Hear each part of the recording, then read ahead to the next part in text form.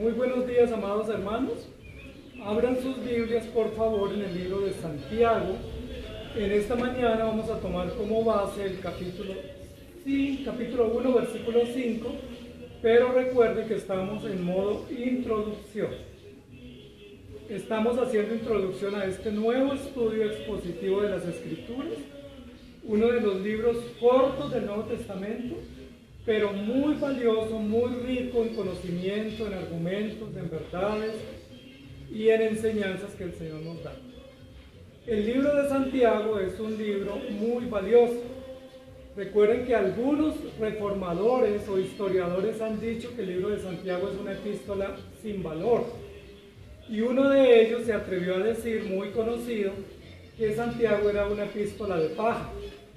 Es decir, que si la ponían en el fuego, se quemaba rápidamente y no quedaba nada. No obstante, a pesar de esos comentarios y esas consideraciones, el libro de Santiago está en la Escritura, es palabra de Dios y nos es muy útil para nuestra enseñanza.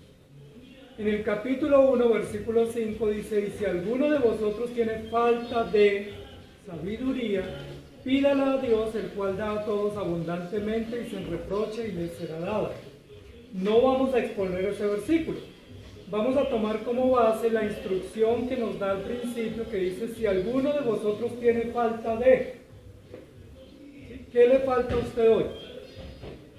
¿De qué carece usted hoy? Posiblemente carecemos, a la luz del libro de Santiago, de humildad, de sencillez.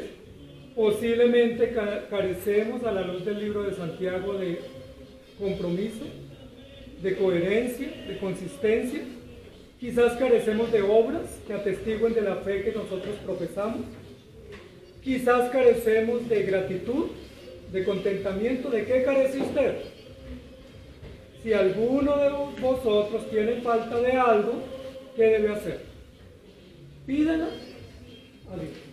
Y ese es el título de nuestra enseñanza hoy. Pídala a Dios. Pídale a Dios lo que a usted le falta, o lo que a usted le falte según el libro de Santiago. Porque es el único que puede suplir nuestras carencias y es el único que puede satisfacer todas nuestras necesidades y hacernos a la imagen de Cristo. Recordemos, amados hermanos, que el Evangelio y la vida cristiana es un conjunto, no solamente de conocimientos, sino un conjunto de hechos, de acciones y de convicciones. Si no tenemos todo ese conjunto, nos falta. No pudiéramos decir: yo tengo fe y no tengo obras. O yo tengo obras y no tengo fe, o yo tengo doctrina y no tengo práctica, porque si nos falta algo, no estamos en lo correcto. El libro de Santiago nos va a ayudar a hacer una revisión, un diagnóstico exhaustivo, a ver qué nos falta, y pedir a Dios lo que nos falte para que podamos ser satisfechos o plenos o completos en aquello que nos falta, y de esa manera agradar a Dios. ¿Recuerdan el eslogan que estamos memorizando de Santiago? El eslogan es: el Evangelio es un culto hecho vida, la gracia de Cristo nos llena de obras. Una de las cosas o énfasis que hace Santiago es que el culto nuestro no dura 2 horas, sino que el culto cristiano dura toda la vida. Desde el momento en que creímos hasta que el Señor nos llama, estamos en un culto completo. Debemos entender eso, y Santiago nos lo va a enfatizar muchas veces. Si tú estás en culto a Dios y le rindes culto a Dios, ese culto es de dedicación completa y de tiempo total. No puede ser un culto de 2 horas, ni de 3, ni de un día a la semana, ni de un tiempo parcial, sino que es un tiempo total. Y la gracia de Cristo nos llena de obras, porque la fe sin obras es muerte. Entonces vamos a avanzar, amados hermanos, en esta mañana en la introducción del libro de Santiago. Y en esta mañana quiero que hablemos un poco sobre el estilo del libro de Santiago. Santiago es una carta general o una carta universal, o como llamarían algunos, una carta impersonal, es decir, que no está dirigida a una sola persona, sino que está dirigida a todos los pueblos receptores que eran creyentes judíos, que vivían en la diáspora, es decir, que vivían en diversos lugares del mundo, mayormente en lo que hoy es Europa y algunos lugares de Asia, e incluso algunos lugares del norte de África. Allá estaban distribuidos los cristianos en ese momento, en Alejandría, en Mesopotamia y en Antioquía o parte de África, sur de África, o lo que era Grecia o es Grecia. Esos lugares estaban ocupados por creyentes dispersos. A esa población es que Santiago toma la vocería para dirigirles este mensaje. Y contrario a muchos de los escritos existentes del Nuevo Testamento, Santiago va a tomar la vocería para mandar una carta corta, una epístola muy pequeña, pero muy precisa, muy directa. El lenguaje de Santiago es un lenguaje directo, incisivo, claro, específico y de alguna manera un poco enjuiciador o un poco injurioso. Porque una de las cosas que quiere llamar Santiago la atención es a que nosotros reaccionemos. Y a veces cuando se nos habla suave no reaccionamos. O cuando se nos habla en clave, o cuando se nos habla de manera como hoy en día correcta, ¿cierto? Lo políticamente correcto, no reaccionamos, sino que nos tranquilizamos o nos adormecemos. Nosotros vivimos en una época donde es muy complejo decir las cosas directas y claras, porque incomodamos. Hay tantas posturas y tantas ideas y tanto pluralismo en el mundo que es muy difícil hablar. Hay que hablar con cuidado porque si usted dice un comentario ya usted es machista, ya usted es considerado adverso a una postura política o ideológica o económica, entonces como que casi uno termina acomodándose. Y el texto de Romanos que memorizamos dice: no se acomoden a este mundo, sean claros, no sean neutrales, no queden en un punto intermedio, no procuren agradar a todos, no procuren conciliar con todas las ideas y posturas. Hay que tomar partido por una postura, y en este caso los cristianos tomamos postura por la verdad. No procuren agradar a todo el mundo porque se hacen enemigos de Dios. Pero nosotros hoy en día adolecemos de esa postura clara, porque casi que tenemos que hablar o caminar como si estuviéramos pisando huevos, para no incomodar a nadie, para no lastimar y para no ser tildados de ser estrictos o severos o autoritarios o contundentes. Entonces la sociedad aprecia hoy la tibieza o los matices y no aprecia la veracidad, la exactitud y la contundencia. Santiago se sale de ese molde. Y Santiago, justo escribiendo para un territorio griego, se sale de ese molde de tal manera que este escrito para los receptores que eran judíos en territorio griego no debió haber sido muy atractivo, porque fue un discurso muy severo, ¿sí? Poniendo el dedo en la llaga y haciendo que reaccionaran. Recordemos que el rey Salomón también en Eclesiastés dice: las palabras de los predicadores son como clavos, pero clavos sin anestesia, ¿cierto? Clavos punzantes que llegan a la conciencia, y así es el Evangelio y así debe ser nuestra predicación y nuestra vida. El libro de Santiago es una carta muy rica en instrucciones directas, en instrucciones específicas, de manera pastoral, pero también proverbial, y haciendo comparaciones y contrastes para llamar la atención. Es una exhortación de principio a fin. Pudiéramos decir que el libro de Santiago es como un sermón. Incluso algunos dicen que posiblemente este sermón Santiago lo dio en Jerusalén, porque él fue pastor en Jerusalén por 30 años. Que probablemente esta fue una prédica que él dio en Jerusalén, la dejó por escrito y la envió a los hermanos dispersos en todo el mundo conocido, especialmente los judíos. Es muy probable que sea un sermón. Es muy probable que sea un sermón donde toma una cantidad de ideas, de temas y de realidades, y a todos los temas les da una enseñanza y un llamado de atención. Es una epístola a modo de instrucción, a modo de diatriba. La diatriba es un estilo de escrito especialmente que viene del pensamiento griego, que consiste en injuriar o en hurgar la conciencia o en ofender para que la gente reconozca si está obrando bien o no, y para que tome postura especialmente en asuntos éticos y morales. Y eso es lo que va a hacer Santiago aquí en esta carta. Es un sermón injurioso, a modo de diatriba, donde incomoda a toda la audiencia. Incomoda a los que hablan mucho y les dice que son chismosos, que tienen la lengua larga y que están incendiando el mundo. Incomoda a los ricos de la iglesia, les dice que son opresores, que son injustos y que son descuidados. Incomoda a los que hacen juicios de parcialidad y que desprecian al pobre y al humilde y al sencillo y les dicen que esa no es la religión. Incomoda a aquellos que se creen cómodos en su religión, de conocimiento o de estatus simplemente, y no llevan a la práctica su religión. Santiago, es profundamente incómodo.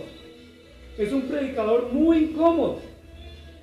Recuerden que a Santiago tenía un apelativo cuando fue apóstol o predicador en Jerusalén, y el apelativo era Santiago el Justo.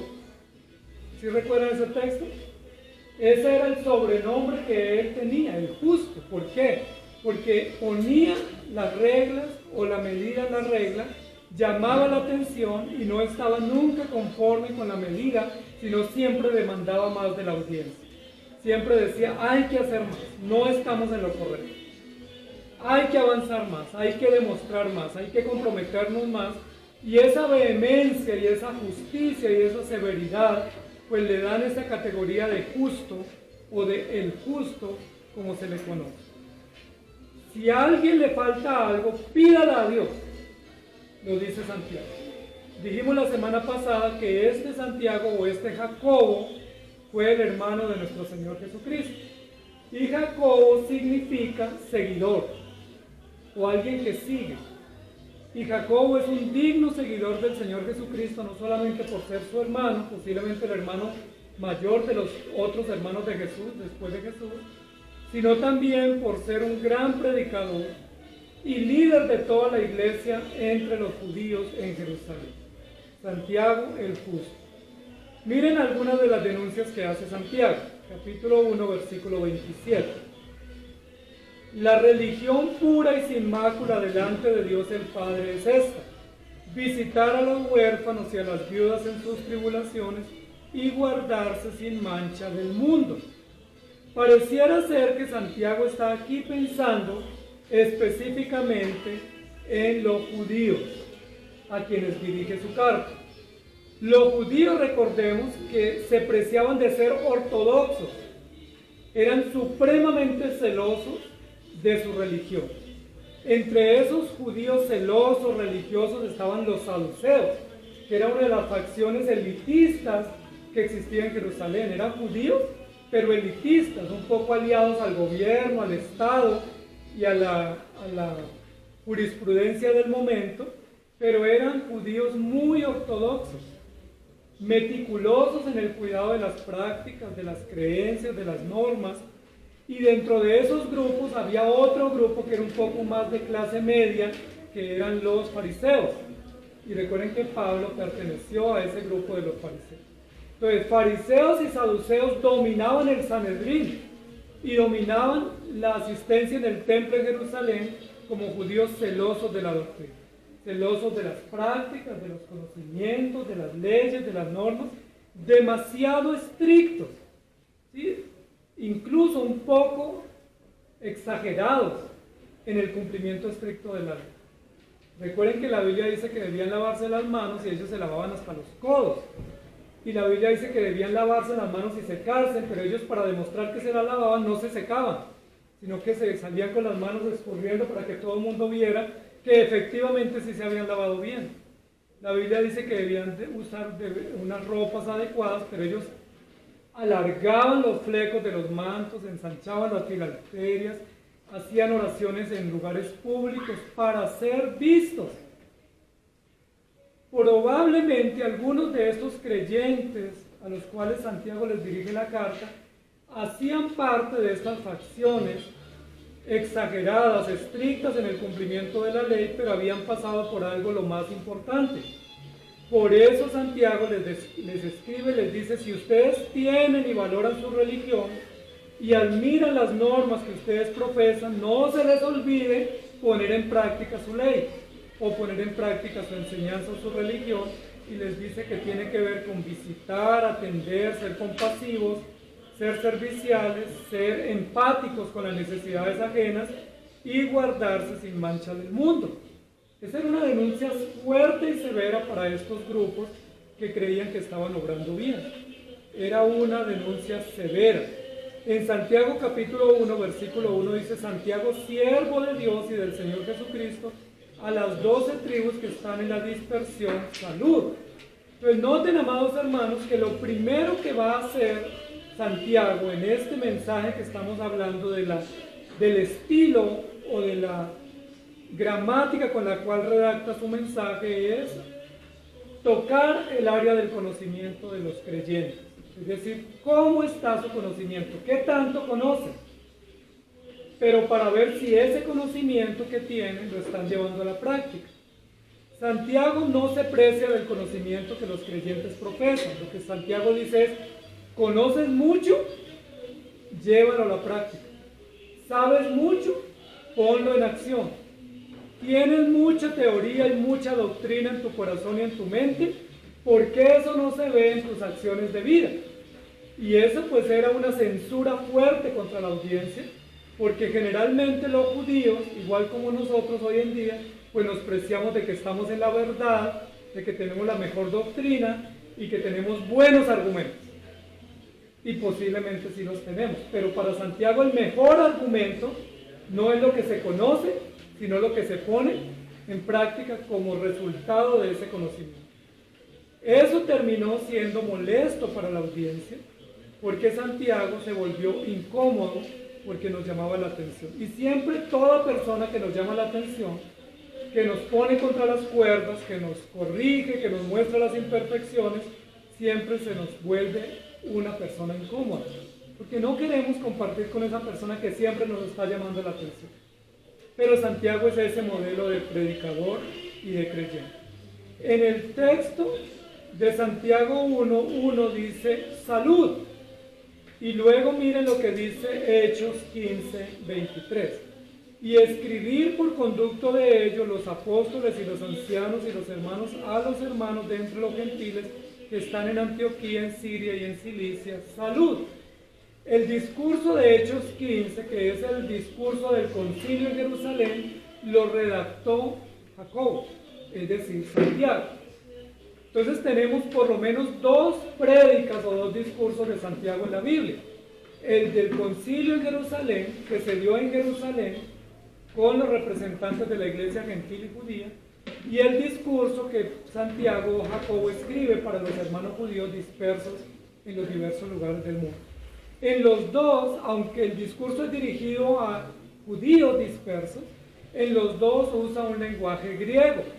Y es muy interesante eso, porque esa población receptora del mensaje, aunque era judía que vivía por muchos años en territorio griego.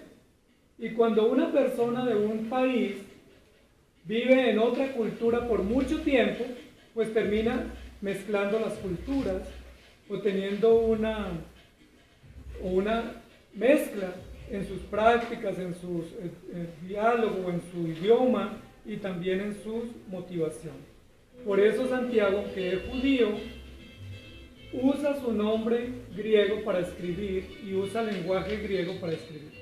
Recuerden que el saludo formal de los judíos ortodoxos era shalom, y el saludo apostólico era gracia y paz. Pero Santiago no usa ninguno de los dos, ni el hebreo tradicional, ni el apostólico tradicional que usó Pablo y que usó Pedro y Juan, sino que Santiago toma un saludo nuevo que es salud, o que les vaya bien, o que tengan bienestar en todo, tomando un saludo griego como para hacerse entender en el territorio griego al cual él va dirigido y a la audiencia que le va a recibir, que si tienen ascendencia judía, pues llevan muchísimos años viviendo en ese territorio. En Hechos capítulo 23, 26 al 30 dice: Claudio Lisias al excelentísimo gobernador Félix, salud. Recuerden que este es el gobernador judío que le escribe al gobernador griego, en esa provincia. A este hombre aprehendido por los judíos y que iban a matarlo, libré yo acudiendo con la tropa, habiendo sabido que era ciudadano romano. Y queriendo saber la causa por qué le acusaban, le llevé al concilio de ellos, y hallé que le acusaban por cuestiones de la ley de Dios, pero que ningún delito tenía digno de muerte o de prisión. Pero al ser avisado de acechanzas que los judíos habían tendido contra este hombre, al punto lo he enviado a ti, intimando también a los acusadores que traten delante de ti lo que tengan contra él, pásalo bien. Este era el estilo común de las comunicaciones o las cartas o los mensajes que se intercambiaban los líderes políticos en territorio griego. Santiago va a usar ese estilo, ese saludo, para hacerse entender y para mostrar que aunque él era judío, propiamente judío, hermano de Jesús, que había vivido todo el tiempo en Jerusalén, pues va a dirigirse a una audiencia gentil y él quiere ser entendido o aceptado y no incomodar con su lenguaje, sino más bien incomodar con sus instrucciones y con sus exhortaciones. En Hechos 15, 17 dice, para que el resto de los hombres busque a Dios y todos los gentiles sobre los cuales es invocado mi nombre. Esta es otra similitud que encontramos entre el concilio de Jerusalén, discurso escrito por Jacobo, y Santiago, la carta que escribió él mismo, en el capítulo 2, versículo 7. ¿No blasfeman ellos el buen nombre que fue invocado sobre vosotros? En las dos cartas o discursos, Santiago usa la misma expresión. Primero la expresión salud, que era un saludo griego, pero también la expresión es invocado sobre vosotros mi nombre o el nombre del Señor Jesucristo. Esas similitudes nos dan a entender que estamos hablando del mismo Santiago, ¿sí? No del apóstol, porque el apóstol había muerto temprano, sino del mismo Santiago. Algunos dicen que esta carta fue escrita temprano, ¿sí? Muy temprano, quizás en el año 45, 46 después de Cristo, pero hay otros que abogan por una escritura tardía, es decir, más o menos 65 o 60 después de Cristo. Lo más probable es que se haya escrito un poco tarde, porque según se cree, la mayoría de los escritos del Nuevo Testamento se comenzaron a escribir después del año 55. Hay bastante evidencia de que los escritos del Nuevo Testamento no fueron tan temprano por varias razones. Una, primero, porque los discípulos estaban apenas proclamando el Evangelio y difundiendo y estableciendo las iglesias después del año 33. Recuerden que en el año 33 aproximadamente Jesucristo asciende, se establece la iglesia en Jerusalén, toma tiempo el establecimiento de la iglesia, la expansión de la iglesia en el mundo gentil. Los apóstoles y discípulos no están ocupados de escribir, sino que más bien comienzan a escribir después del año 50, 55, hasta el 68, todo el Nuevo Testamento. Entonces, decir que se escribió tempranamente, pues no hay mucha evidencia. Incluso también porque Santiago regaña a los ricos opresores. Y parece ser que esa fue una realidad que no se dio tan temprano en la iglesia en Jerusalén, sino que se dio un poco después de la muerte y la ascensión del Señor Jesucristo. En 1 Corintios capítulo 1, versículo 26 dice, pues mirad, hermanos, vuestra vocación, que no sois muchos sabios según la carne, ni muchos poderosos, ni muchos nobles. El apóstol Pablo a la iglesia de Corinto también les llama la atención diciendo que no eran tan sabios como ellos presumían. Y en otros lugares el apóstol Pablo hizo la misma recomendación y denuncia. Ustedes presumen ser sabios, pero no lo son. Santiago aquí dice, si a usted le falta sabiduría, pídala a Dios, es decir, denuncia lo mismo. La iglesia a la cual le dirige la carta a Santiago, incluidos nosotros que somos receptores tardíos de ella, también tenemos la tendencia de pensar que somos sabios e inteligentes y capaces, pero a veces no lo somos, porque la verdadera sabiduría no se demuestra con conocimiento, sino que se demuestra con evidencia. Santiago pudiéramos decir que es un teólogo, un pastor, un maestro evidencialista. Es decir, quiero evidencias de lo que ustedes están profesando. Ustedes hablan bonito, ustedes creen mucho, ustedes profesan mucho. A ver, muéstreme eso. Y ahí pues toma un punto de partida para apoyarse en lo que el apóstol Pablo escribió sobre la fe, pero Santiago hablando de una fe práctica y una fe puesta en acción. Amados hermanos, el libro de Santiago nos va a ayudar a entender que nosotros necesitamos tener profundo conocimiento de las verdades de Dios, pero que ese profundo conocimiento debe tener una motivación. Que si ese conocimiento que tenemos de Dios no está motivado, no nos motiva o no nos moviliza a ponerlo en práctica, no nos sirve de nada. Termina siendo filosofía, información, argumentos, razones, pero no nos sirve para nada porque no lo pusimos en práctica. Santiago es un escritor muy práctico, muy contundente porque llama la atención a poner en práctica lo poco o lo mucho que vamos a aprender. Y creo que necesitamos urgentemente ese mensaje para nosotros. Santiago apela al conocimiento y luego apela a la actitud, porque nos dice que el conocimiento nos es útil si transforma nuestra manera de vivir, y si ese conocimiento que transforma nuestra manera de vivir nos lleva a comprometernos con Dios y con otros. De lo contrario no sirve, es teoría. Y amados hermanos, nuestra sociedad está llena de tantas teorías. Hay teorías y técnicas para todo, pero a veces adolecemos de moral, de ética, de coherencia, de orden, de principios y de todas las actitudes profundas de vida que muchas veces no tenemos. Ahora, no tenemos no porque el Evangelio no las provea. No las tenemos porque nosotros, teniéndolas estructuradas en el conocimiento doctrinal, no nos vemos interesados en llevarlo a la práctica y simplemente queremos conocimiento. ¿Recuerdan qué era lo que buscaban los judíos especialmente? Conocimiento. El apóstol Pablo dice, los judíos buscan conocimiento. Estaban muy interesados en el conocimiento y los griegos buscaban señales. Y nosotros no podemos olvidarnos que debemos procurar el conocimiento, pero el conocimiento que transforma.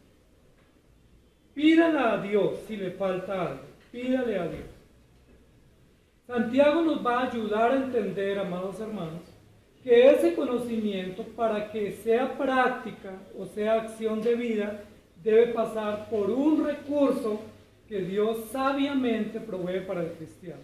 ¿Saben cómo se llama ese recurso? No sé si les agrada mucho, pero se llama la prueba. La prueba. Santiago va a hablar muchas veces durante su corto discurso sobre la prueba y nos va a decir, la prueba de que usted es aprobado es que pase la prueba. La prueba de que usted esté en Cristo y que ese conocimiento que tiene le sirve es que usted soporte la prueba. Y nos va a decir que es muy valioso para el creyente pasar por diversas pruebas y someter la fe a prueba y someter el carácter a prueba y someter nuestras acciones a prueba para saber si son aprobadas. ¿Cómo les parece a ustedes ese tema? Nosotros no nos gusta de entrada el tema de la prueba. ¿Sí? Uno, por ejemplo, cuando está estudiando, va bien en el semestre o en el bimestre hasta que le dicen la otra semana hay examen o hay pruebas. Cuando le dicen hay pruebas, uno ya se asusta, se pone nervioso y uno ya se inquieta porque uno no quiere enfrentarse a la prueba. Cuando uno está en el trabajo, uno va cómodo en el trabajo, pero cuando le dicen la otra semana hay auditoría, o viene el jefe, o hay que entregar informes, o hay evaluación o valoración de las funciones o los cargos de ustedes, uno enseguida se pone nervioso y no duerme y uno se pone ansioso y me dice ya me molestaron demasiado, no sé con qué va a salir el jefe, pero normalmente, aunque proyectamos esa ansiedad hacia terceros, realmente es nuestra angustia, nuestra preocupación de saber que no queremos la prueba y que muy probablemente en el transcurso de la prueba o en la aplicación de la prueba, pues la vamos a perder. Si yo como funcionario estoy consciente de que he hecho las cosas bien, no me debiera asustar la visita del jefe o la supervisión o la auditoría a mi cargo. Si yo como estudiante me he preparado y he estudiado a conciencia, pues el tiempo de la prueba o la evaluación no me debiera angustiar, porque pues, me van a preguntar de lo que yo estudié. ¿Por qué me preocupo cuando me dicen que hay examen? Que hay prueba. ¿Por qué me angustio? Me pongo nervioso y me pongo ansioso. El apóstol Santiago, o el predicador Santiago que nos va a hablar acá, nos va a decir, todos necesitamos la prueba. Y la prueba no solamente es un recurso provisto por Dios, sino que además de eso no la podemos evadir, ni podemos alterar el resultado, porque es un recurso que Dios provee para aprobar a los cristianos. Pudiéramos decir que la prueba que Dios pone o permite para el cristiano no es un estorbo. Uno a veces piensa que la prueba es un estorbo. Más bien pudiéramos ver la prueba como una manera de Dios empujarnos a avanzar, de Dios animarnos y decir, hay que avanzar, no te quedes estático. Las pruebas nos sirven para autoevaluarnos, para hacer autocríticas, para hacer evaluaciones profundas y para saber en qué estamos. Y Santiago nos va a decir, la prueba es muy importante. ¿Por qué probablemente Santiago toma esta temática? Porque la audiencia a la cual escribe es a judíos dispersos, producto de la diáspora, por las persecuciones que estaban teniendo, por los soldados romanos y por toda la religiosidad hebrea, que los estaban persiguiendo. Ellos estaban dispersos. ¿Qué pensarían los creyentes en esa dispersión? ¿Pensarían que la prueba era producto del imperio? ¿Pensarían que estaban viviendo esa situación a causa de los religiosos judíos? ¿Pensarían que qué estarían haciendo mal que se merecían ese dolor tan grande de estar desarraigados y exiliados de su tierra? Sin embargo, el apóstol Santiago, el predicador Santiago les dice, no, es que la prueba Dios la puso. Y la prueba es necesaria. Y es necesario que ustedes enfrenten la prueba de vuestra fe para saber si son aprobados o no. Ahora, ¿qué nos enseña Santiago en medio de la prueba? Que la prueba Dios la provee para un fin, pero que hay dos cosas que Dios quiere medir o evaluar en la prueba de parte nuestra. Y una de esas cosas que Dios quiere medir es la confianza. ¿Qué nivel de confianza tú tienes en Dios? ¿Cómo se sabe cuánto tú confías en Dios? Es muy difícil. Si yo les pregunto, ¿ustedes confían en Dios? Todos decimos sí. Si yo les digo de 1 a 10 cuánto confiamos, la mayoría estamos por encima. Porque nosotros asumimos o estamos convencidos que estamos seguros. ¿Se acuerdan cuando el Señor Jesús le dijo a Pedro, se van a escandalizar de mí y me van a negar? ¿Cómo estaba el nivel de confianza, de autoconfianza de Pedro aparentemente en Jesús? No, yo no te negaré. Yo confío tanto en ti, estoy tan seguro y convencido que yo no te negaré. Y el Señor le dijo, vele y ore para que no entre en tentación. Pero aún así Pedro dijo, te aseguro que no te voy a defraudar. El nivel de confianza de Pedro era altísimo. Y recuerden que hoy en día todos esos movimientos de motivación y de neurociencia nos hablan de confía en ti mismo, anímate, háblate a ti, tú lo puedes, el límite eres tú, confía porque tú lo vas a lograr, rompe los límites. Y Pedro hacía parte de esa escuela en ese momento, de la neurociencia antigua, donde Pedro dice, yo no te negaré, te lo aseguro. Pero el Señor puso una pequeña prueba para Pedro, y recuerdan qué le pasó a Pedro. La confianza de Pedro se desinfló. Pedro realmente no confiaba en el Señor. ¿Se acuerdan cuando Pedro caminó sobre las aguas? Vio a Jesús que se acercaba y le dijo, haz que yo camine sobre las aguas. Y le dijo el Señor, ven. Y Pedro dio unos pasos y comenzó a hundirse y le dijo, Señor, sálvame. ¿Cómo era el nivel de confianza de Pedro? Pues no era muy robusto, era muy inestable. Él pensaba que confiaba, pero no lo era. La pregunta es, ¿cómo está tu confianza en el Señor? Porque a veces si nos preguntan, nosotros creemos que estamos arriba, así como Pedro, ¿sí? Para las que sea, si me toca morir, si me toca que me martiricen, si me toca entregar mi vida, yo doy mi vida por el Señor. Pero a veces viene una pequeña prueba en el trabajo, o en la casa, o en la iglesia, ¿y qué pasa con nuestra confianza? Se deshace, ¿cierto? Se derrite, se desvanece porque no es una confianza robusta en las bases correctas y con los motivos correctos. Santiago nos va a decir eso. Parece ser que Santiago conoce muy bien la audiencia a la cual está escribiendo, y Santiago se está dando cuenta que esta comunidad creyente en territorio gentil está sin confianza en Dios. Y como no tienen confianza, les escribe para ponerles el dedo en la llaga y decirles: ustedes tienen conocimiento, tienen normas, tienen principios, los tienen arraigados, los saben, los memorizan, pero esos principios no los están poniendo en práctica, y cuando está viniendo la prueba, ustedes no logran confiar en el Señor. Entonces, amados hermanos, la prueba de la fe es para medir el nivel de confianza. Y recuerden que el nivel de confianza o la confianza es un intangible, y los intangibles es muy difíciles de medir, son difíciles de medir, porque es una cuestión que no se puede cuantificar. Entonces, ¿cómo se mide un intangible? O un valor, un principio metafísico como la confianza. ¿Cómo se mide? Se mide a la luz del compromiso.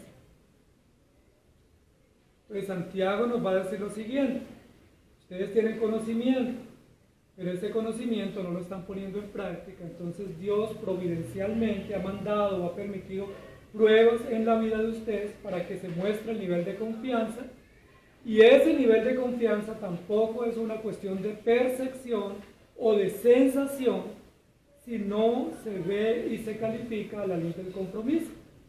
Es decir, si tú asumes compromisos serios, firmes y estables en lo que tú crees y haces, allí se mide la confianza del creyente. ¿Me hago entender? Es conocimiento mediante prueba, mide confianza a través del compromiso. Eso nos va a decir Santiago en toda su carta. Y Santiago toca todas las esferas de la vida del cristiano, que es una de las cosas magistrales en el escrito de Santiago. Porque Santiago dice: si tú vienes a la iglesia, y gracias a Dios por los que vienen a la iglesia, porque es un deber cristiano, pero cuando tú llegas a la iglesia, miras al que está al lado, y el que está al lado no te parece agradable, no te huele a rico, o no tiene un buen vestido, y tú le dices: yo me cambio de silla o de sitio, de banca. ¿Qué estás haciendo? Recuerden que ese es un punto interesante que a veces uno lo pasa por alto. Uno dice: es que yo me hago aquí con los míos porque es que tengo amistad con ellos, pero a veces me hago con los míos porque no quiero estar con los otros. Y esa cuestión de parcialidad la ataca el profeta o el escritor Santiago, diciendo: aún en el culto, aún estando sentados en el santuario, nosotros pecamos contra Dios y contra los hermanos, porque hay algunos a los cuales no nos atrevemos a arrimar, porque nos parecen o superiores o inferiores, o porque pensamos que nosotros somos mejores y ellos no son tan buenos como nosotros. ¿Les ha pasado? Si llega uno con vestido espléndido y anillo de oro, ¿qué le decís? Ven, siéntate en el lugar privilegiado, porque tú eres muy importante para nuestra iglesia. Pero si llega alguien mal vestido, o alguien que no nos agrada, que nos genera temor, ¿qué le decimos? Santiago toca ese tema. Ahora, si lo toca es porque había sucedido o estaba sucediendo esa realidad en las sinagogas, y toca ese tema. Pero Santiago también toca el tema de la vida afuera del santuario. Porque una cosa es la vida en la iglesia, pero toca también el tema fuera del santuario, y habla de aquellos que son jefes. Cómo tratan a sus empleados, cómo manejan su dinero, cómo administran su dinero. De aquellos que tienen poder con su lengua, cómo manejan su lengua. De aquellos que pudiendo ayudar al necesitado no lo ayudan, sino malgastan, u ostentan o presumen y piensan que todo ese dinero o esa riqueza o ese poder Dios se lo dio y lo pueden usar a su antojo. Santiago dice: no, todo eso es de Dios. Si Dios te dio dinero, tienes que administrarlo para la gloria de Dios. Si te dio poder o te dio privilegios, tienes que ponerlos al servicio de Dios. Si vienes a la iglesia, no peques en la iglesia. Si vas a tu trabajo, no peques en tu trabajo. Si estás en la sociedad, trata a todos como Dios ordena, porque si no viene la prueba. Y la prueba es para ver si somos aprobados. Entonces, si Santiago valorara a los creyentes solo en la iglesia, probablemente las censuras no fueran tan grandes. Pero Santiago conoce que hay muchos ámbitos en los cuales nosotros nos movemos y que tenemos que cuidar todas esas esferas. Recordemos que los fariseos y los saduceos cuidaban solo la parte religiosa y de apariencia, pero no estaban preocupados por el corazón o por la esencia. Recordemos que Pablo puso mucho énfasis en la doctrina y en la estructura del conocimiento y del conocimiento puesto en práctica. Santiago toma esa misma información, pero añade un poco más, y ese conocimiento tiene que traducirse en satisfacción, en plenitud, en gozo, en contentamiento, en confianza, en firmeza y en una conciencia limpia. Y Santiago va a trabajar en su análisis, en su denuncia, aspectos intangibles que son bien difíciles de evaluar, pero que son muy urgentes en nuestra vida. Porque muchas veces uno se evalúa por las prácticas públicas o visibles. Por ejemplo, leí la Biblia, ok, chulito. Hoy oré, chulito. Fui a la iglesia el domingo, chulito. Llevé mi diezmo, chulito, ok, estoy bien.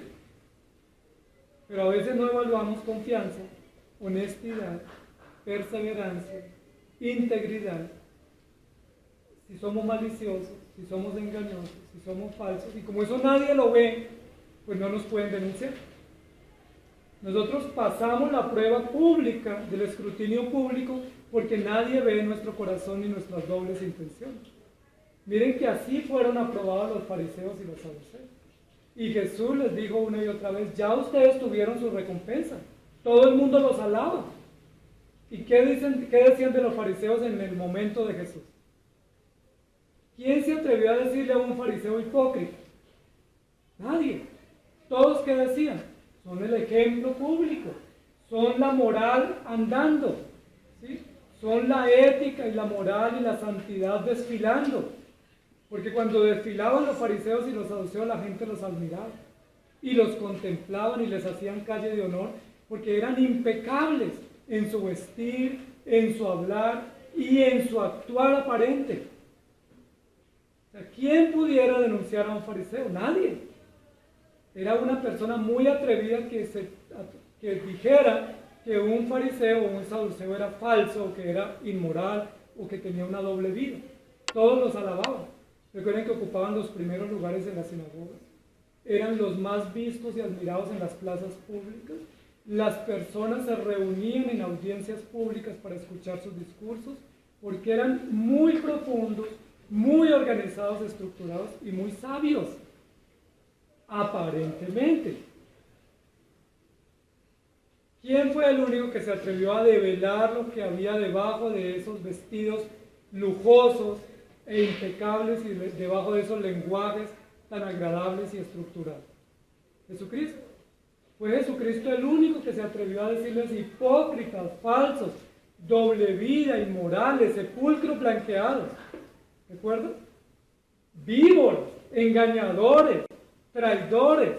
Dice, de razón mataron a Jesús, porque Jesús era tan incómodo para este tipo de religiosos, moralistas, que tenían la aprobación de la audiencia o del público, y Jesús los denunció fuertemente. Y Jesús no solamente lo dijo como una especie de acusación sin motivos, sino que Jesús les mostró los hechos, las pruebas.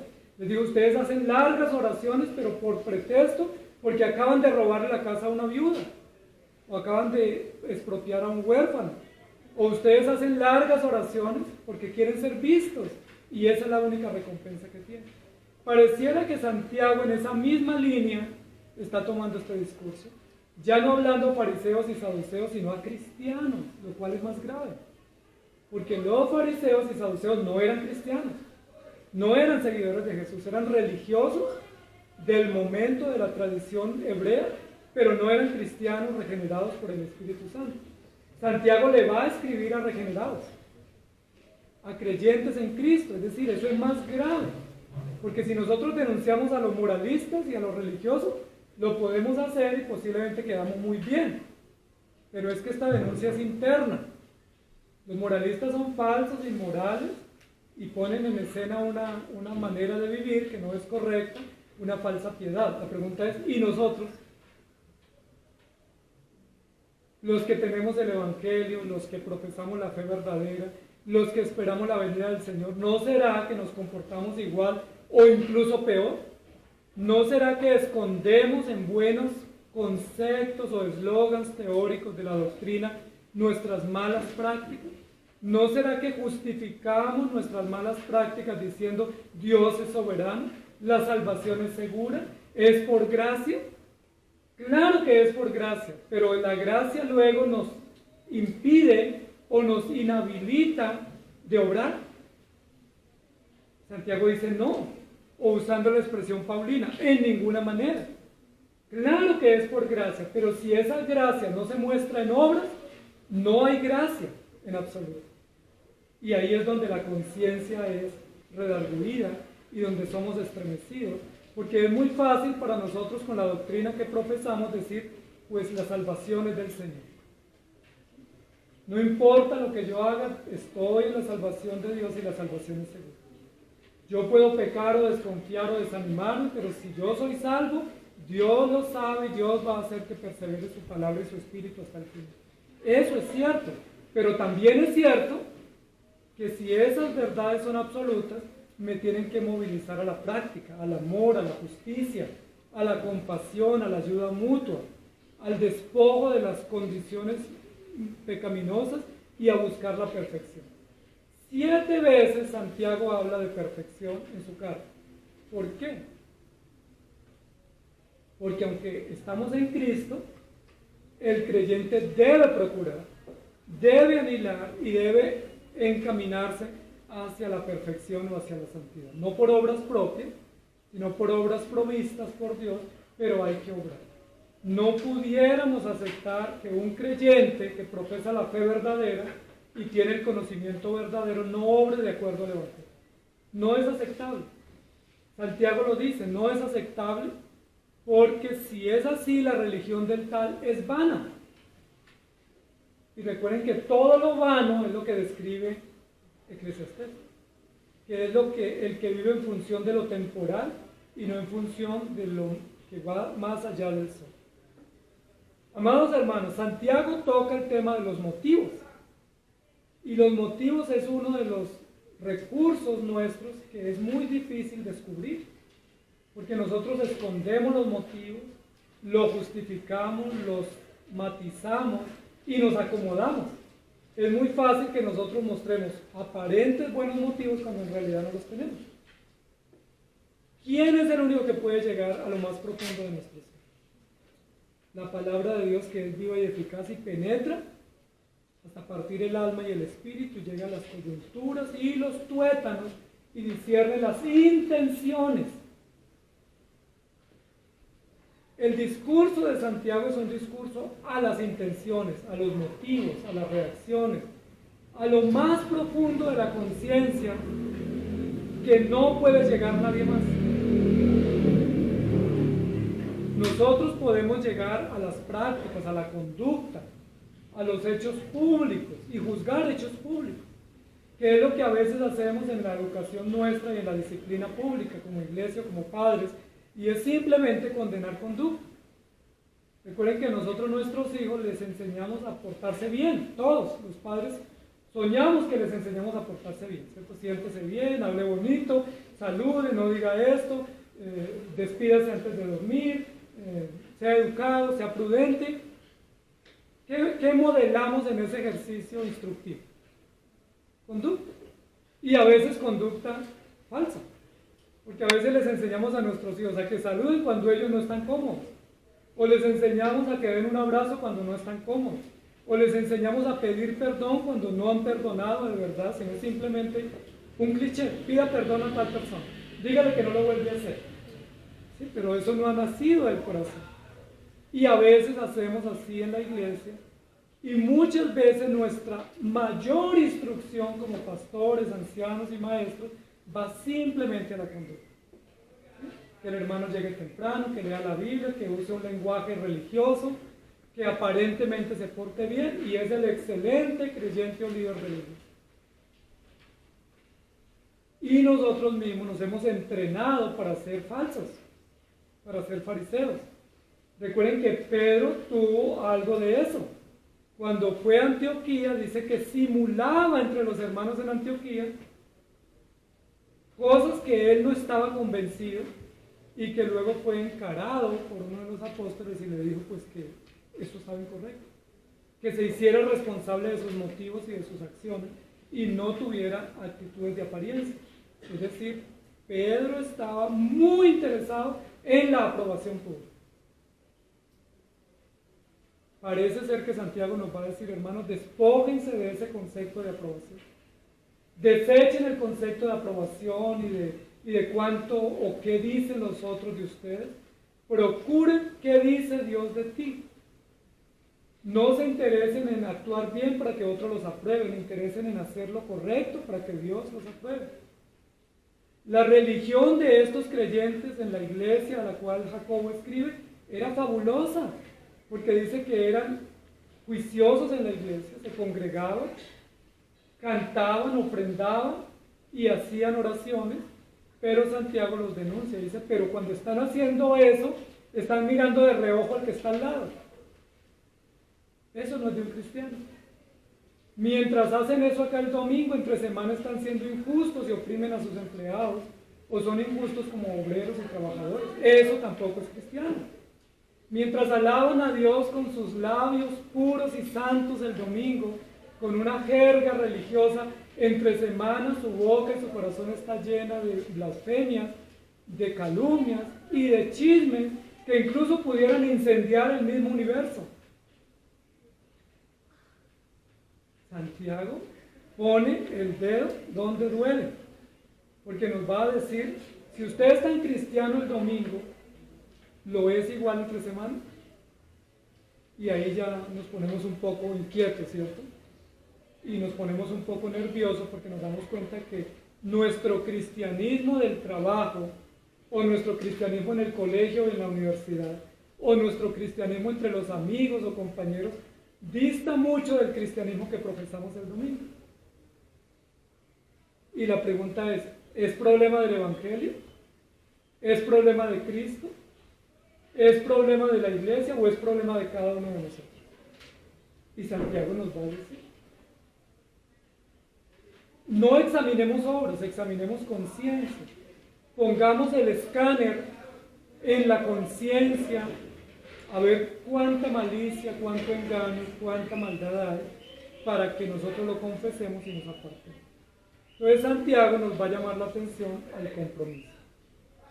Génesis 22:1 dice, aconteció después de estas cosas que probó Dios a Abraham. Si quieren subrayen ese verbo, probó Dios a Abraham.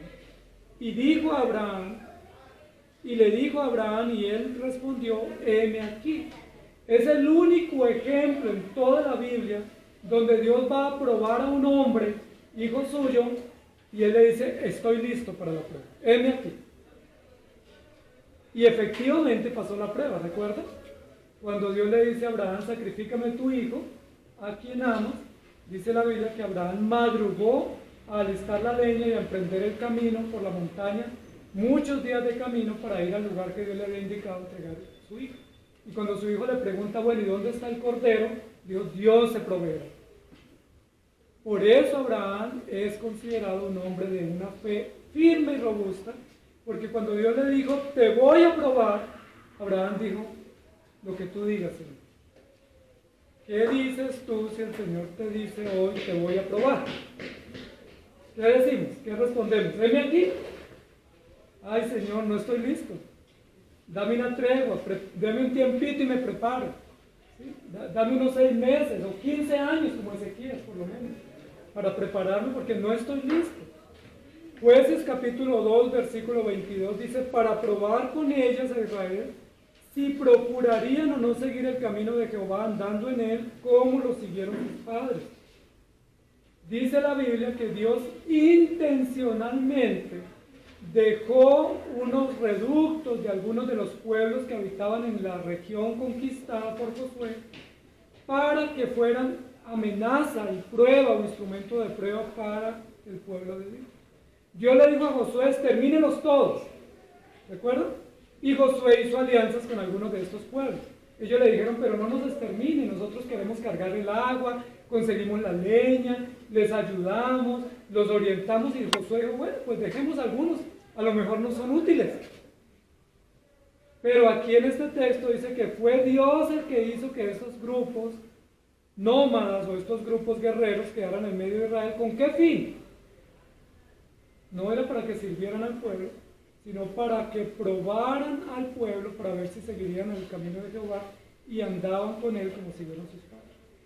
Amados hermanos, Santiago nos va a decir, a veces el trabajo y las relaciones en el trabajo son un medio para Dios probar nuestra fe.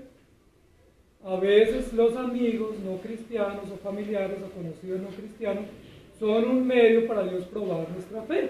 Porque a veces ese amigo le dice a uno, camine, lo invito a tal diligencia. Eso no pasa nada, vamos y regresamos y no pasó nada. Y ahí está Dios probando nuestra fe. Y a veces que decimos nosotros, oye, ¿verdad? ¿Cierto? Bueno, ya vengo. A veces esa amistad no cristiana, o ese colega en el trabajo, o ese vecino, o esa visita de fin de año, termina siendo un medio de Dios probar nuestra fe. Para ver si andamos en el camino de Dios o no. Luego en Jueces capítulo 3, 1 al 4 dice, estas pues son las naciones que dejó Jehová. Mire que no fue Josué. Dejó Jehová para probar con ellas a Israel, a todos aquellos que no habían conocido todas las guerras de Canaán, solamente para que el linaje de los hijos de Israel conociese la guerra, para que la enseñasen a los que antes no la habían conocido. Los 5 príncipes de los filisteos, todos los cananeos, los sidonios, los heveos que habitaban en el monte Líbano, desde el monte de Baal Hermón hasta llegar a Amat, y fueron para probar con ellos a Israel, para saber si obedecerían a los mandamientos de Jehová que él había dado a sus padres por mano de Moisés. ¿Cómo les parece? Aquí dice Dios preservó 5 pueblos que quedaron dentro del pueblo hebreo, del territorio hebreo, y Dios los preservó con un único objetivo, para que ellos le hicieran la guerra. Recuerden que los filisteos fueron eternos enemigos del pueblo de Dios. Recuerden que los sidonios, los heveos, los eteos, los amorreos, moabitas, amonitas, fueron enemigos del pueblo de Dios. Y me dice, ¿por qué Dios no los exterminó pudiendo hacerlo? Porque era un látigo para el pueblo de Dios. Era una vara para castigar al pueblo, para medir si confiaban, creían y dependían del Señor. Amados hermanos, ¿qué látigo tenemos nosotros? Sí, a veces uno ve de manera tan inofensiva a sus vecinos, sus familiares no creyentes, sus compañeros no creyentes, pero a veces son la vara que Dios usa para medir el nivel de nuestra fe y nuestro compromiso. Y muchas veces perdemos la prueba. Si usted no tiene confianza, pídala a Dios. Si usted no tiene convicción, pídala a Dios. Si usted no tiene compromiso, pídalo a Dios, porque Dios da abundantemente. Santiago nos va a ayudar a articular 3 conceptos interesantes: conocimiento, contentamiento y compromiso. Es decir, el verdadero conocimiento debe traducirse en una actitud de deleite, alegría, satisfacción y gratitud. Pero esa gratitud y ese deleite que produce el buen conocimiento nos debe llevar a asumir compromiso.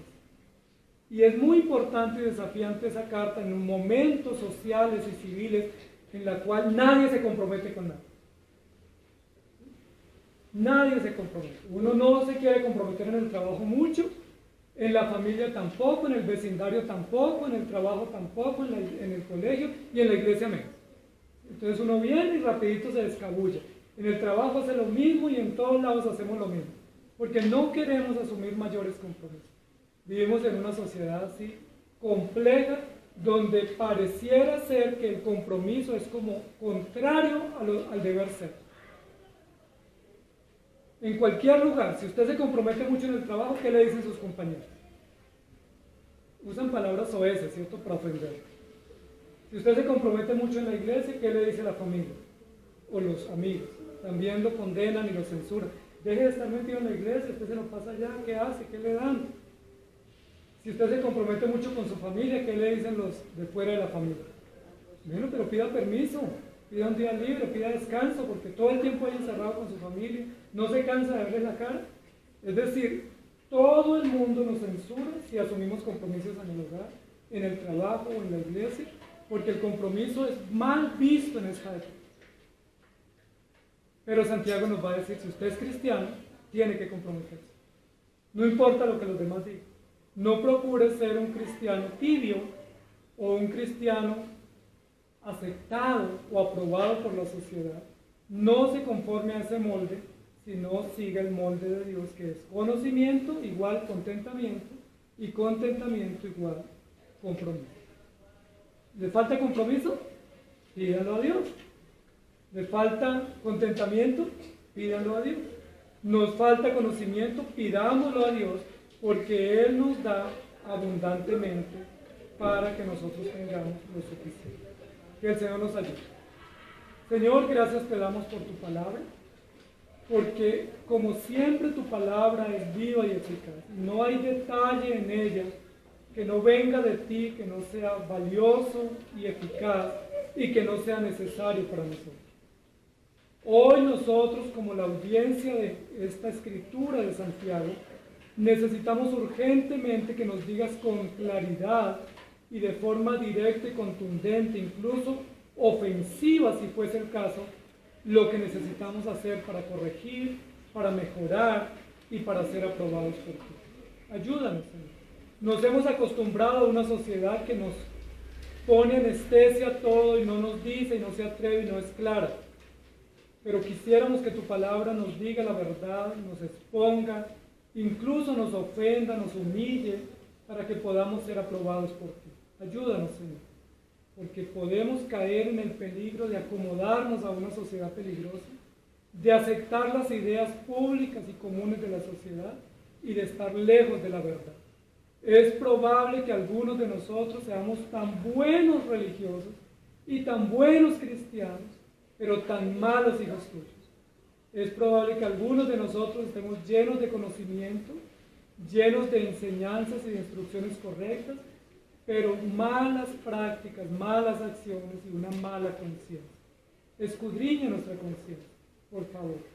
Sacude nuestra conciencia, límpiala con tu palabra y ayúdanos a crecer en los deberes y los encargos que tú nos has dado como evidencia de que tenemos la fe y de que somos hijos tuyos y que estamos aprobados. Te pedimos todo esto en Cristo Jesús. Amén. Que el Señor les bendiga, amados hermanos.